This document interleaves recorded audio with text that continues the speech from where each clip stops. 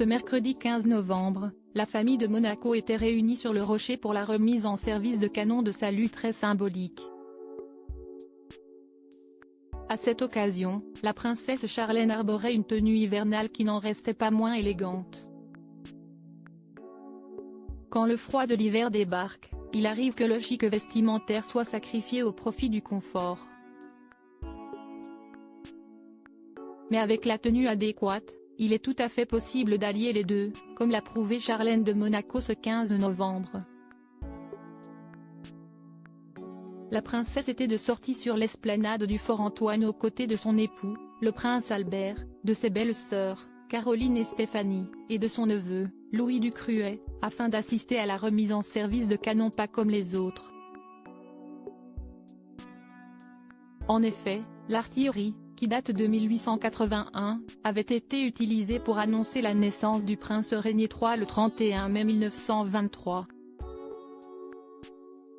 Alors que la famille princière célèbre depuis le début de l'année le centenaire de sa venue au monde, il était naturel que le prince Albert, la princesse Caroline, la princesse Stéphanie et Louis du Cruet, en tant que membres du comité d'organisation des festivités, soient présents ce mercredi soir. Et alors que les températures hivernales ont fini par gagner le rocher, chacun avait veillé à bien se couvrir pour cette sortie officielle. Ainsi, Louis du Cruet et Stéphanie de Monaco avaient opté pour une écharpe, tandis que le prince Albert avait recouvert son costume d'un manteau chaud. Un peu moins couverte, la princesse Caroline avait jeté son dévolu sur un court blouson en velours d'une couleur fuchsia qui dénotait avec les tenues sombres de ses voisins.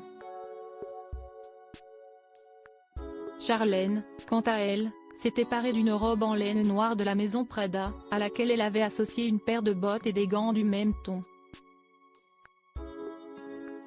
Seul son long manteau, couleur ivoire, contrastait avec l'austérité de son look. Charlène de Monaco tout de rouge vêtue pour la fête nationale, une élégance sobre que la princesse a voulu plus tapageuse pour la fête nationale monégasque qui s'est tenue ce dimanche 19 novembre. Cette fois, plus question de discrétion, Charlène de Monaco arborait un total look rouge, des bottes au béret, en passant par les gants, qui ne la faisaient pas passer inaperçue. Ce jour-là, l'épouse du prince Albert n'était pas la seule à avoir opté pour une nuance écarlate, puisque Charlotte Casiraghi et Béatrice Borromeo avaient, elles aussi, opté pour des tenues issues de ce camailleux ostensible. Tailleur vermillon pour la première, longue robe de velours lit de vin pour la seconde, les femmes du clan Grimaldi faisaient honneur aux couleurs du rocher.